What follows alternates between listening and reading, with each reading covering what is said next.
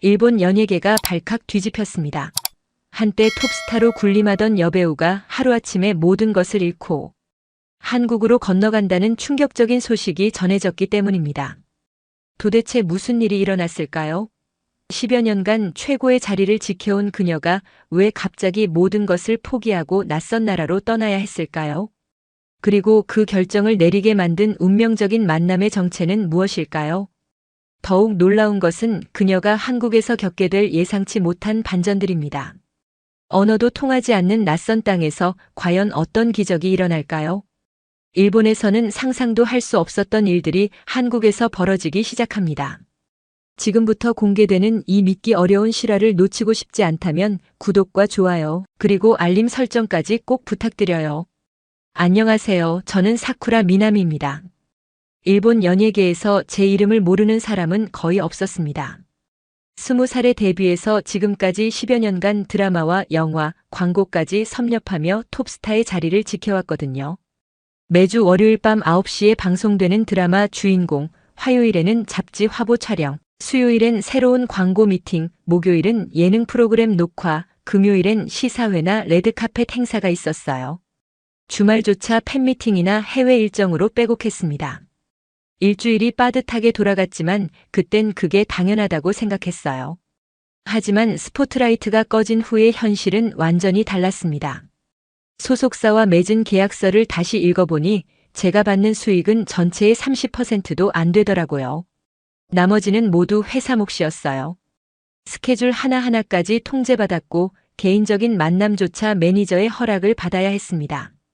심지어 제가 입을 옷과 먹을 음식까지 회사에서 정해주더라고요. 가장 힘들었던 건 끊임없는 스캔들 통제였습니다. 제가 카페에서 남성 지인과 커피 한 잔 마시는 것조차 문제가 되었어요. 회사에서는 이미지 관리라는 명목으로 저를 유리 상자 안에 가둬두었습니다. 친구들과의 관계도 점점 어색해졌어요. 모든 만남이 계산적이고 가식적으로 느껴졌거든요. 진짜 친구인지 이익을 위해 접근하는 건지 구분하기 어려워졌습니다. 무대 위에서는 환한 미소를 지어야 했지만 무대 밖에서 제 진짜 웃음은 언제 마지막으로 지었는지 기억도 나지 않았어요. 매일 아침 6시에 일어나서 거울을 보면서 연습하는 건 대사가 아니라 가짜 표정이었습니다. 화장실에서 몰래 울고 나와서도 카메라 앞에서는 완벽한 모습을 보여야 했거든요. 때로는 진통제를 먹고서도 웃어야 하는 날들이 있었어요. 드라마 촬영장에서도 마찬가지였습니다. 감독과 스태프들 앞에서는 항상 밝고 성실한 모습을 유지해야 했어요. 컨디션이 좋지 않아도 표현할 수 없었고 연기에 대한 의견을 제시하는 것도 조심스러웠습니다.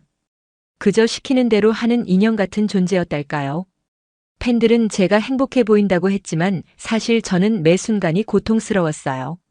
진짜 제 모습을 보여줄 수 없다는 게 가장 괴로웠습니다. 연기는 제 꿈이었는데 언제부턴가 그냥 생계수단이 되어버렸어요.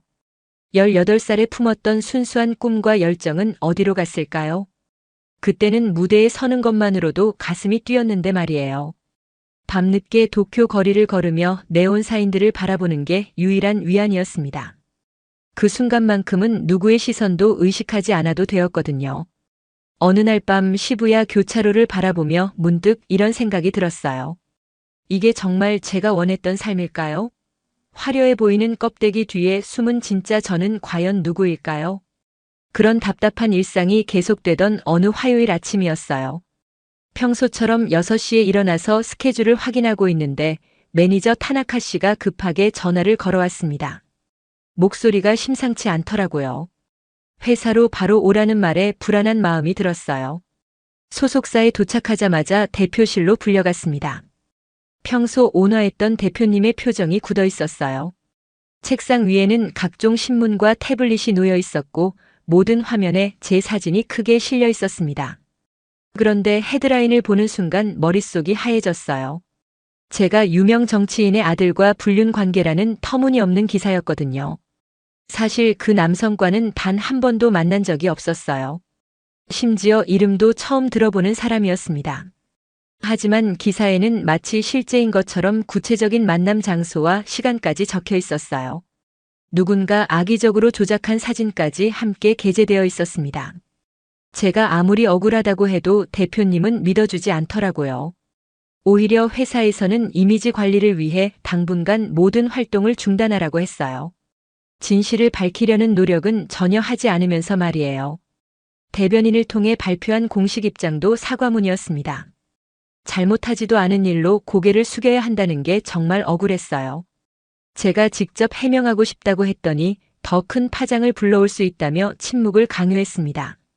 그날부터 제 인생은 완전히 뒤바뀌었어요. SNS에는 악플이 쏟아졌고 팬클럽에서도 실망했다는 글들이 올라왔습니다. 10여 년간 쌓아온 신뢰가 하루아침에 무너져 내렸어요. 거리를 걸을 때마다 사람들의 시선이 따가웠고 편의점에서 물건을 사는 것조차 부담스러웠습니다. 가장 힘들었던 건 가족들의 반응이었어요. 부모님은 제게 실망하셨고 동생은 학교에서 놀림을 받는다며 연락을 끊었습니다. 그동안 제가 가족의 자랑이었는데 하루아침에 골칫거리가 되어버린 거예요. 어머니는 전화로 우시면서 이럴 줄 알았다면 연예인을 시키지 않았을 거라고 하셨어요. 촬영 중이던 드라마에서도 하차 통보를 받았습니다. 이미 절반 가까이 찍었는데도 말이에요. 광고 계약들도 하나둘씩 취소되었고 예정되어 있던 영화 출연도 무산되었어요. 매니저 타나카 씨조차 어쩔 수 없다는 표정으로 고개를 숙일 뿐이었습니다. 밤마다 잠들지 못하고 천장을 바라보며 생각했어요. 내가 진짜 원했던 게 무엇일까요? 이런 식으로 살아가는 게 정말 맞는 건가요? 억울함을 호소할 기회조차 없다는 게 가장 답답했습니다. 진실은 중요하지 않고 오직 이미지만이 전부인 이 바닥이 너무 무서웠어요. 어느 금요일 밤 혼자 아파트에 앉아서 뉴스를 보고 있는데 또 다른 연예인의 스캔들이 보도되더라고요. 그 순간 깨달았습니다. 이 모든 게 반복되는 패턴이라는 걸 말이에요. 누군가는 항상 희생양이 되고 진실보다는 자극적인 이야기가 우선시되는 구조였어요. 그날 밤 처음으로 이런 생각을 했습니다. 과연 이곳이 제가 꿈꾸던 무대일까요? 모든 게 끝났다고 느낀 어느 토요일 저녁이었어요. 집에만 있으니 더 우울해져서 마스크와 모자를 쓰고 시부야 거리로 나왔습니다. 평소라면 절대 혼자 돌아다닐 수 없었는데 이제는 아무도 저를 알아보지 않더라고요. 어쩌면 그게 더 서글퍼지도 모르겠어요. 한국 음식점이 모여있는 골목길을 걷고 있는데 어떤 남자가 한국어로 전화통화를 하고 있었어요. 목소리가 조금 떨리더라고요. 궁금해서 지나가면서 살짝 들어보니 고향에 계신 어머니와 통화하고 있었습니다. 어머니가 편찮으시다는 소식을 들은 것 같았어요. 그 남자는 전화를 끊고 나서 벤치에 앉아 고개를 숙이고 있었어요. 지나칠 수도 있었는데 왠지 그냥 갈 수가 없더라고요. 제 마음도 무너져 있었지만 누군가 힘들어하는 모습을 보니 그냥 지나칠 수가 없었습니다. 용기를 내서 그에게 다가갔어요. 일본어로 괜찮으시냐고 물어봤더니 깜짝 놀라더라고요. 아마 혼자 있다고 생각했나 봐요. 그는 서툰 일본어로 괜찮다고 했지만 눈빛이 슬퍼 보였어요. 제가 한국어를 조금 할 수 있다고 하니까 그제서야 마음을 열더라고요. 한국에서 드라마 제작 스태프로 일하는데 일본에 출장을 왔다고 했어요. 그런데 오늘 고향 부산에 계신 어머니가 쓰러지셨다는 연락을 받았대요. 하지만 중요한 미팅이 월요일에 있어서 바로 돌아갈 수도 없고 혼자 일본에서 걱정만 하고 있다고 하더라고요. 저는 그에게 어머니께서 괜찮아지실 거라고 위로했어요. 그런데 그가 오히려 저를 걱정해 주더라고요. 제가 너무 우울해 보인다면서 무슨 일이 있었냐고 물어봤어요. 처음 만난 사람인데도 진심 어린 관심을 보여주니까 마음이 따뜻해졌습니다. 솔직히 말할까 고민했는데 그동안 아무에게도 털어놓지 못했던 이야기를 하게 되었어요. 제가 연예인이라는 것부터 시작해서 최근에 겪은 억울한 일까지 모든 걸 말했습니다. 그는 놀라면서도 끝까지 제 이야기를 들어주더라고요. 제 말이 끝나자 그는 잠시 생각하다가 이렇게 말했어요. 당신 잘못 아니에요. 그냥 너무 열심히 살아온 거예요. 연예인이라는 이유로 모든 걸 참아야 한다는 게 말이 안 된다고 하더라고요. 일본어가 서툴렀지만 오히려 서툰 표현이 더 진심으로 느껴졌어요. 그는 한국에서는 이런 일이 생기면 배우들이 직접 해명하는 경우가 많다고 했어요. 소속사가 무조건 침묵을 강요하지 않는다고 하더라고요. 물론 한국도 완벽하지는 않지만 적어도 배우 개인의 목소리를 낼 기회는 있다고 했습니다. 짧은 대화였지만 그동안 누구도 해주지 않았던 위로를 받았어요. 가족도 친구도 회사도 저를 믿어주지 않았는데 처음 만난 외국인이 제 편이 되어주니까 눈물이 나더라고요. 정말 오랫동안 참았던 눈물을 그 순간 쏟아냈습니다. 그는 당황하면서도 괜찮다고 등을 토닥여 주었어요. 우는 게 부끄럽지 않다고 충분히 울만한 상황이라고 말해주더라고요. 그리고 이런 말을 해줬어요. 진짜 재능 있는 배우는 어디서든 빛이 난다고요. 환경을 바꾸는 것도 하나의 방법이라고 했습니다. 그날 밤 집에 돌아와서도 그의 말이 계속 머릿속에 맴돌았어요. 환경을 바꾼다는 것, 새로운 곳에서 다시 시작한다는 것. 지금까지 한 번도 생각해보지 못했던 가능성이었거든요. 다음 날 일요일 오후 그 한국 남자에게서 연락이 왔어요. 이름은 박준호라고 하더라고요. 어머니 상태가 많이 좋아지셨다면서 어제 위로해줘서 고맙다고 했습니다. 그리고 시간이 되면 커피 한잔 하자고 제안했어요. 저도 어제 대화가 많은 도움이 되었다고 말했습니다. 하라주쿠의 조용한 카페에서 만났어요.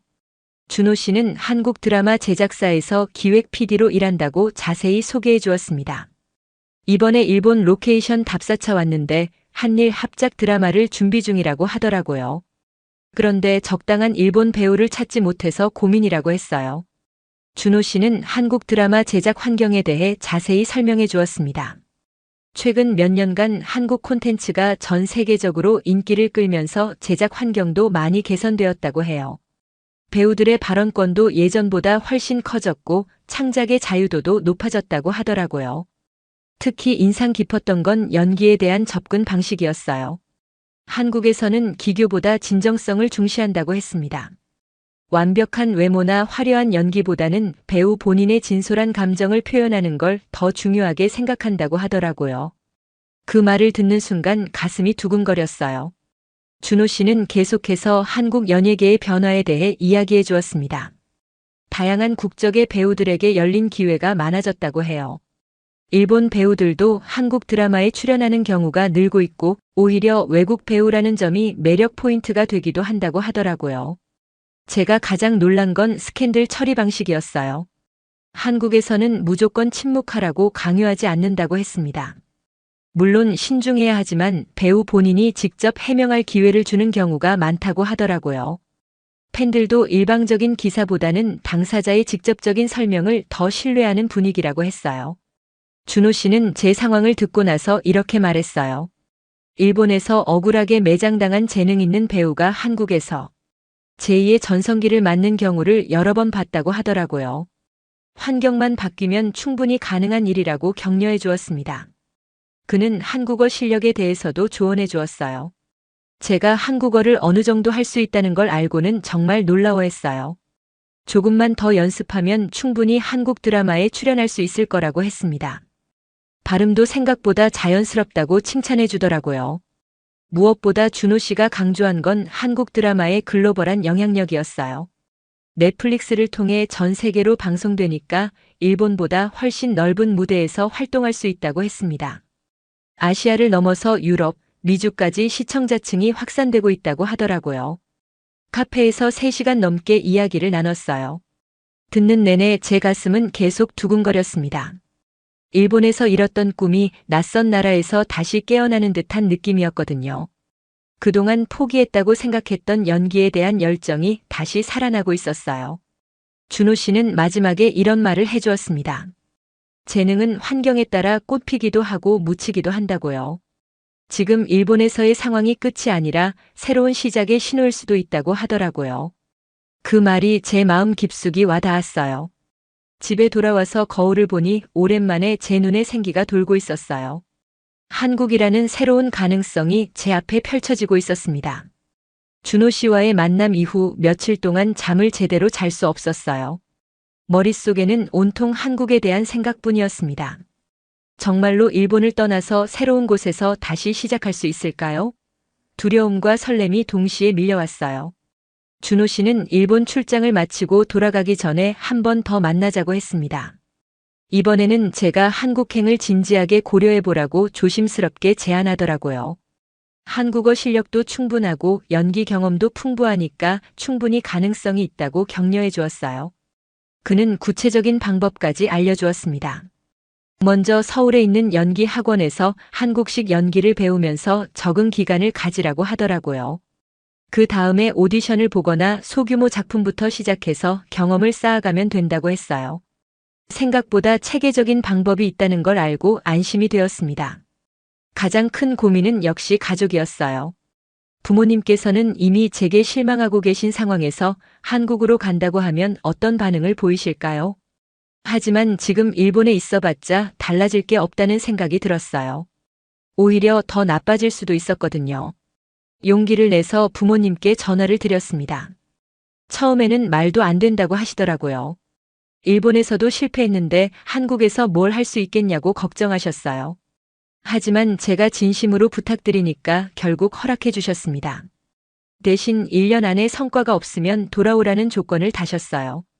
소속사와의 계약 해지도 생각보다 순조롭게 진행되었어요. 어차피 회사에서도 제게 별다른 기대를 하지 않고 있었거든요. 위약금은 좀 부담스러웠지만 그동안 모아둔 돈으로 어떻게든 해결할 수 있었습니다. 가장 어려웠던 건 한국 비자 준비였어요. 다행히 준호 씨가 도움을 주어서 연수 목적으로 비자를 받을 수 있었습니다. 서울에 있는 연기 학원에서 입학 허가서도 발급해 주었고 숙소도 학원 근처에서 구할 수 있었어요. 짐을 정리하면서 지난 10여 년의 일본 생활을 되돌아보았습니다. 화려했던 시절의 의상들과 상장들, 팬들이 보내준 선물들까지 모든 게 이제는 추억이 되어버렸어요. 무거운 마음이 들기도 했지만 동시에 홀가분한 기분도 들었습니다. 출발 전날 밤 준호 씨가 격려 메시지를 보내주었어요. 서울에서 만나자고 모든 게 잘 될 거라고 응원해 주더라고요. 그 메시지를 읽으니까 마음이 한결 든든해졌습니다. 적어도 한국에는 저를 믿어주는 사람이 한 명 있다는 생각이 들었어요. 하네다 공항에서 인천행 비행기에 몸을 맡기던 순간이 아직도 생생해요. 창밖으로 도쿄의 불빛들이 점점 멀어져 가는 모습을 바라보며 새로운 인생이 시작되는구나 하는 생각이 들었습니다. 두려움보다는 설렘이 더 컸어요. 비행기 안에서 한국어 회화책을 펼쳐들었어요. 그동안 취미로 배웠던 한국어가 이제는 제 인생을 바꿀 도구가 되었습니다. 기내식으로 나온 비빔밥을 먹으면서 곧 한국 음식을 실컷 먹을 수 있겠구나 하는 생각에 미소가 지어졌어요. 인천공항에 도착하던 그 순간을 평생 잊지 못할 것 같아요. 입국장을 나서자마자 보인 한글 간판들과 한국어로 떠들고 있는 사람들의 목소리가 정말 신기했습니다. 드라마나 영화에서만 보던 공간에 제가 직접 서 있다는 사실이 믿기지 않았어요.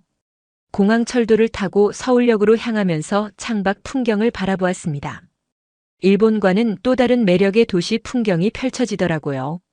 한강을 건널 때는 정말 감동적이었어요. 드라마에서 수없이 봤던 그 강을 제가 직접 보고 있다니까요. 서울역에 도착해서 지하철을 갈아타며 생각했어요.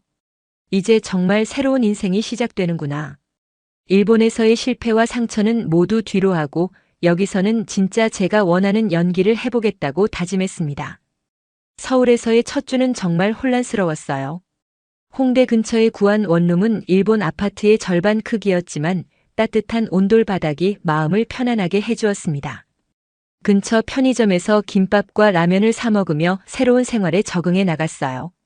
강남에 있는 연기 학원에 등록하고 첫 수업에 참석했을 때가 기억나요.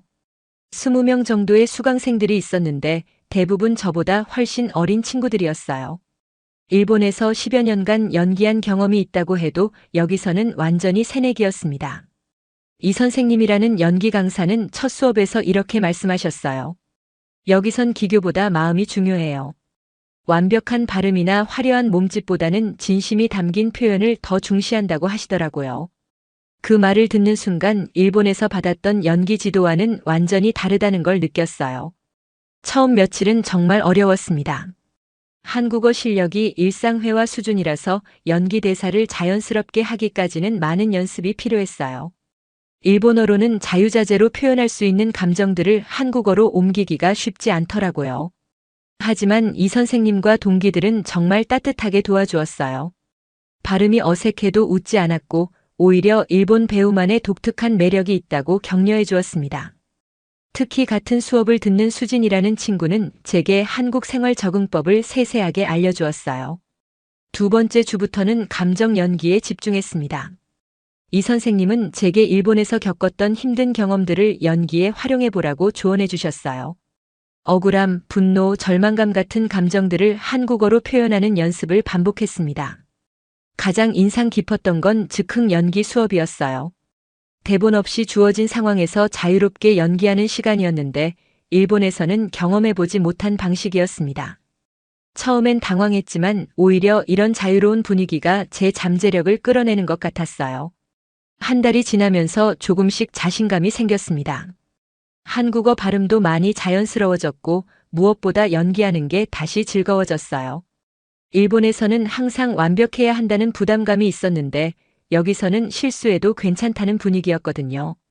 준호 씨와도 종종 만났어요. 한국 생활에 잘 적응하고 있는지 물어봐 주시고 가끔 드라마 촬영 현장 견학 기회도 만들어 주셨어요. 한국 드라마 제작 현장을 직접 보니까 정말 신기했어요. 일본보다 훨씬 자유롭고 수평적인 분위기더라고요. 학원에서 중간 발표회가 있었는데 저는 일본에서 겪었던 스캔들 상황을 모티브로 한 단편 연기를 준비했어요.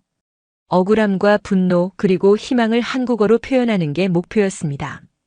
연습하는 동안 그때의 감정들이 다시 올라와서 힘들기도 했지만 그만큼 진실한 연기가 나왔어요. 발표 당일 무대에 올라서는 순간 일본에서 느꼈던 부담감은 전혀 없었어요. 오히려 제 진짜 이야기를 할 수 있다는 기대감이 컸습니다. 연기가 끝나고 관객들의 박수를 받을 때 오랜만에 진짜 성취감을 느꼈어요. 이 선생님은 제 연기를 보고 이렇게 말씀하셨어요. 이제 진짜 한국 배우가 되어가고 있다고요.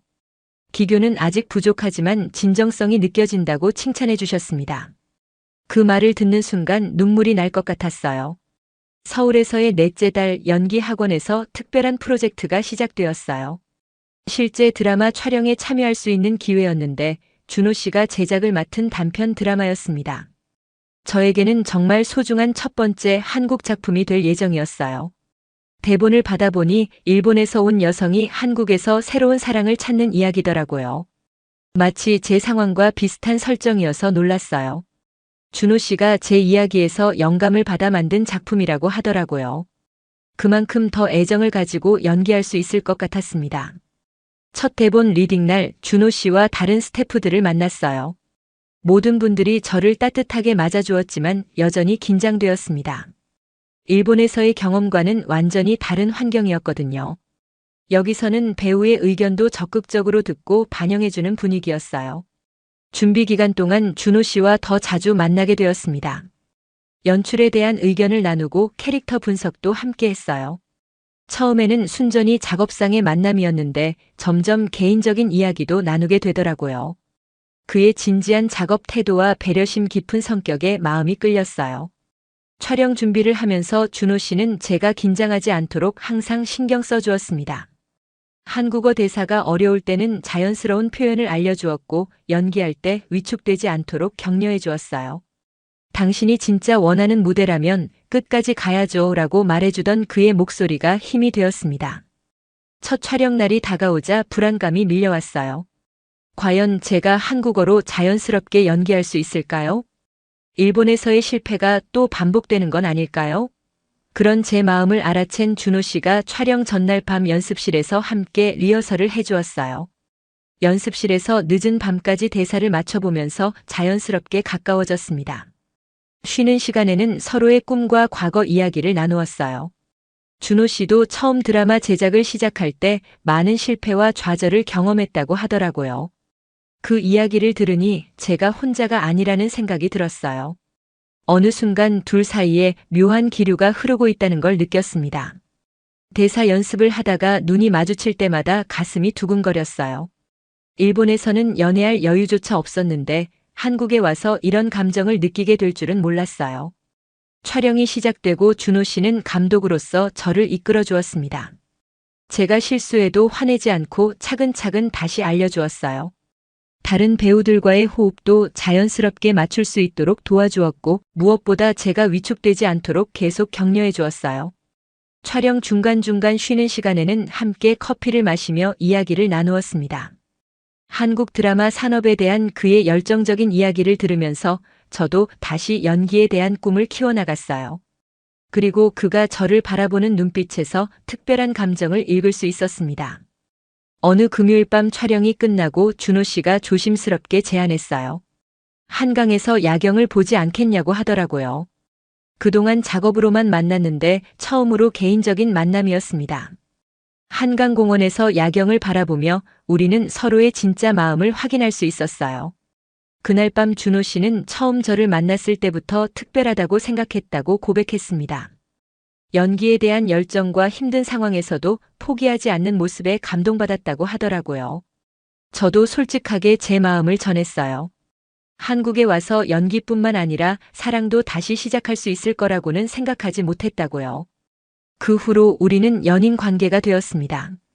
촬영장에서는 프로페셔널하게 일하고 개인적으로는 서로를 아끼는 사이가 되었어요. 오랜만에 가슴 뛰는 행복을 느꼈습니다. 일본에서의 아픈 기억들이 점점 치유되어 가는 것 같았어요. 드디어 제 첫 한국 드라마 본격 촬영이 시작되었습니다. 준호 씨가 제작한 단편을 통해 좋은 평가를 받은 덕분에 정식 드라마 캐스팅 기회를 얻게 되었어요. 비록 조연이지만 제게는 정말 소중한 기회였습니다. 드라마 제목은 다시 만난 세계였어요.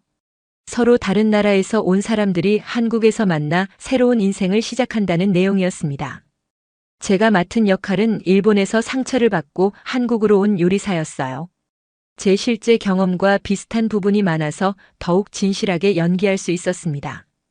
첫 촬영 날 아침 분장실에서 메이크업을 받으며 거울을 바라보았어요. 일본에서 마지막 촬영을 했을 때와는 완전히 다른 기분이었습니다. 그때는 가면을 쓴 것 같았는데 지금은 진짜 제 모습 그대로 카메라 앞에 설 수 있다는 확신이 들었어요. 카메라 앞에 선 순간 예전과는 다른 저를 발견했습니다. 억지로 만든 미소가 아니라 자연스러운 표정이었어요. 한국어로 대사를 할 때도 어색함보다는 진정성이 느껴졌습니다. 일본에서 10여 년간 연기했던 경험과 한국에서 새롭게 배운 감정 표현이 조화를 이루고 있었어요. 감독님은 제 연기를 보고 놀라워하셨습니다.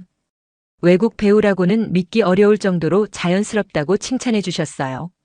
특히 눈빛 연기가 인상적이라고 하시더라고요. 일본에서 받았던 평가와는 완전히 달랐습니다. 동료 배우들과의 관계도 일본과는 달랐어요. 선후배 관계가 엄격하지 않았고 서로 의견을 나누며 더 좋은 연기를 만들어가는 분위기였습니다. 제가 일본 배우라는 것 때문에 특별히 대하지도 않았고 그냥 동료로 받아들여 주었어요. 준호 씨는 제작진으로 참여하면서 저를 지켜봐 주었습니다. 촬영장에서는 프로페셔널한 관계를 유지했지만 제가 힘들어할 때마다 조용히 격려해 주었어요.